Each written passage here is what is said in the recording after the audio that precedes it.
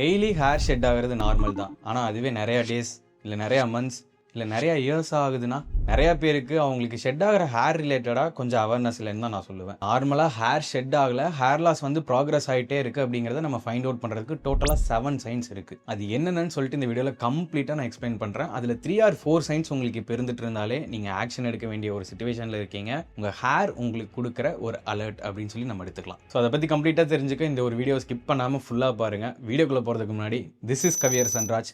I am back again with another video. Number 1, hairline. Hairline பொறுத்த வரைக்கும் உங்களுக்கு ரொம்ப ரிசீட் ஆகிட்டே இருக்கிறதுக்கான சான்ஸ் இருக்குது. அந்த ரிசீட் ஆகிற ஹேர்லைனுமே பார்த்தீங்கன்னா எம் பேட்டர்னில் உங்களுக்கு ரிசீட் ஆகும். நார்மலாக உங்களோட ஹேர்லைன் பார்த்தீங்கன்னா 3 months முன்னாடியோ இல்லை 6 months முன்னாடியோ இருந்ததை விட இப்போ உங்களுக்கு அதிகமாக ரிசீட் ஆகி முன்னாடி ப்ராக்ரஸ் ஆகிட்டு இருக்கிறது உங்களால் கண் கூட பார்க்க முடியும். அப்படி நடக்கிற இந்த ஒரு விஷயத்த நார்வுட் கிளாசிஃபிகேஷன் டேர்ம் பண்ணுவாங்க. இதில் ஸ்டேஜஸ் 1லேருந்து 8 வரைக்கும் டோட்டலாக 8 ஸ்டேஜஸ் இருக்குது. ஸோ இதில் எந்த ஸ்டேஜில் நீங்கள் இருக்கீங்க அப்படிங்கிறத வச்சு இந்த விஷயத்தோட சிவியாரிட்டி அப்படிங்கிறத டிசைட் பண்ணுவாங்க. ஹேர்லைன் ரிசீட் ஆகிட்டே இருக்குது அப்படின்னா அதை நீங்கள் நோட் பண்ண வேண்டிய ஒரு விஷயம். And number 2, crown area. Crown area பொறுத்த வரைக்கும் உங்களுக்கு ஸ்கேல்ப் வந்து விசிபிள் ஆகிறதுக்கான வாய்ப்பு இருக்குது. இதுவுமே நான் ப்ரீவியஸாக சொன்ன மாதிரி ப்ராக்ரஷன் ஸ்டேஜில் உங்களுக்கு இருக்குது அப்படின்னா அது ஒரு அலர்ட்னே நம்ம சொல்லலாம். நார்மலாக உங்களோட ஸ்கேல்ப் வந்து ஹேர் வெட்டாக இருக்கப்போ தெரிய ஆரம்பிச்சிருக்கும். அதுவே போக போக ப்ராக்ரஸ் ஆகி இங்கே ஹார்ஷ் லைட்டில் நிற்கும் போதே உங்களோட ஸ்கேல்ப் தெரிய ஆரம்பிக்கும். ஒரு ஸ்டேஜுக்கு அப்புறம் உங்களுக்கு நார்மலாக நீங்கள் வெளியே நீங்கள் போகும்போதே உங்களுக்கு ஸ்கேல்ப் வந்து விசிபிளாக ஆக ஆரம்பிக்கும். இந்த ஒரு விஷயத்த நார்மலாக எடுத்துக்காதீங்க. க்ரௌன் தின்னாக ஆரம்பிச்சிருச்சு அப்படின்னாலே நீங்கள் கொஞ்சம் சீரியஸாக டேக் கேர் பண்ண வேண்டியது இருக்கும்.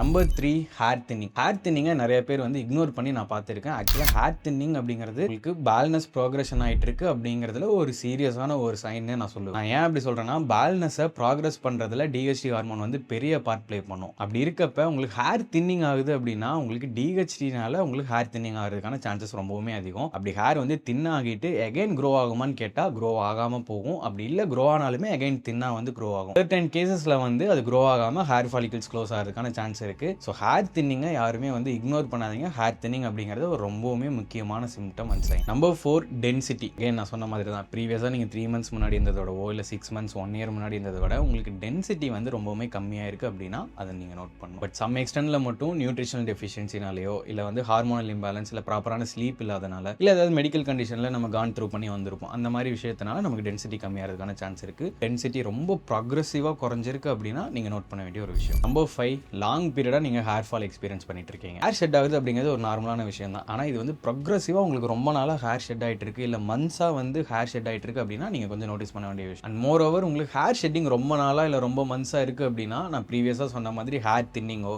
இல்லை டென்சிட்டி கம்மியாகுது, க்ரௌனில் வந்து நீங்கள் தின்னிங் ஃபேஸ் பண்ணுறது, இந்த மாதிரி விஷயத்த கண்டிப்பாக நீங்கள் ஃபேஸ் பண்ணியிருப்பீங்க. Number 6, miniaturization. நார்மலாக உங்கள் ஹேர் வந்து ஃபால் ஆகிட்டு அகைன் க்ரோத் ஆகும்போது நார்மல் அதே சேம் திக்னஸில் உங்களுக்கு க்ரோ ஆகியிருந்தால் பிரச்சனை இல்லை. இதுவே அகைன் க்ரோ ஆகிற ஹேரும் உங்களுக்கு ரொம்ப தின்னாக க்ரோ ஆகிருக்கு அப்படின்னா அது மினியேச்சரைசேஷன் சொல்லுவோம். பால்டிங்கான இனிஷியல் ஸ்டேஜஸில் மினியேச்சரைசேஷன் அப்படிங்கிற ஒரு சிம்டமும் நமக்கு வரதுக்கான சான்ஸ் இருக்குது. And number 7, everything getting worse. நான் லிஸ்ட் பண்ண கண்டிஷன்ஸில் ஏதோ ஒன்று உங்களுக்கு இருந்து அந்த கண்டிஷன் வந்து உங்களுக்கு இன்னும் ரிவர்ஸ் ஆகாமல் ப்ராக்ரெசிவாக உங்களுக்கு அகைன் வந்து இன்க்ரீஸ் ஆகிட்டே இருக்குது அப்படின்னா நீங்கள் நோட் பண்ண வேண்டிய ஒரு விஷயமா இருக்கும். நான் ப்ரீவியஸாக லிஸ்ட் அவுட் பண்ண 7 சிம்டம்ஸ் அண்ட் சைன்ஸில் ஏதோ 2 or 3 உங்களுக்கு இப்போ இருக்குது அப்படின்னாலே ரேண்டமாக இந்த ஹேர் ஆயில் ட்ரை பண்ணுறது, சீரம் ட்ரை பண்ணுறது, முயல் ரத்தம் ட்ரை பண்ணுறது, சப்ளிமெண்ட்ஸ் ட்ரை பண்ணுறது, இந்த விஷயம் எல்லாத்தையுமே அவாய்ட் பண்ணிவிடுங்க. ஏன்னா என்ன ரீசன் அப்படிங்கிறது தெரியாமல் அந்த விஷயத்தை நீங்கள் ட்ரீட் பண்ணணும்னு நினச்சிங்கன்னா எந்த ஒரு ப்ராடக்ட்னாலே அதை ட்ரீட் பண்ண முடியாது. ஃபர்ஸ்ட் ஆஃப் ஆல் அந்த விஷயத்தை தெரிஞ்சுக்கோங்க. ஹேர் ஆயில் ஹேர் க்ரோத்தை ப்ரொமோட் பண்ணாது. இது உங்களுக்கு வேரியஸ் ரீசன்ஸ்னால வரதுக்கான சான்ஸ் இருக்குது. ஜெனட்டிக்ஸ்னாலேயோ இல்லை டிஹெச்டினாலேயோ இல்லை நியூட்ரிஷன், ஸ்ட்ரெஸ், மெடிக்கல் கண்டிஷன் நிறையா விஷயத்தினால உங்களுக்கு வந்திருக்க சான்ஸ் இருக்குது. ஃபர்ஸ்ட் ஆஃப் ஆல் இந்த ஒரு விஷயத்தில் நமக்கு நாமளே வந்து சொல்யூஷன் கண்டுபிடிச்சிக்கிறதோ இல்லை செல்ஃப் டயக்னோஸ் பண்ணுறதோ கண்டிப்பாக பண்ண முடியாது. ஈவன் நானுமே ஒரு விஷயம் சொல்கிறேன்னா அதை ஒரு இன்ஃபர்மேஷனாக தான் நீங்கள் எடுத்துக்கணும். இந்த ஒரு விஷயத்தை நீங்கள் எப்படி அப்ரோச் பண்ணணும்னா கண்டிப்பாக போயிட்டு ஒரு டெர்மட்டாலஜிஸ்ட்டை ஃபஸ்ட்டு நீங்கள் விசிட் பண்ணுங்கள். அண்ட் ஆல்சோ டெர்மட்டாலஜிஸ்ட்லையும் இந்த ஒரு ஃபீல்ட் ஆஃப் ஸ்டடியில் இருக்க டெர்மட்டாலஜிஸ்ட்டை போய் மீட் பண்ணீங்க அப்படின்னா உங்களுக்கான சொல்யூஷன் அப்படிங்கிறத பாதி நீங்கள் கண்டுபிடிச்சிடலாம். And also hair loss reverse பண்ணவும் நீங்கள் ஸ்டார்ட் பண்ணலாம். அண்ட் ஆல்சோ இன்னொரு ரெண்டு இருப்பாங்க,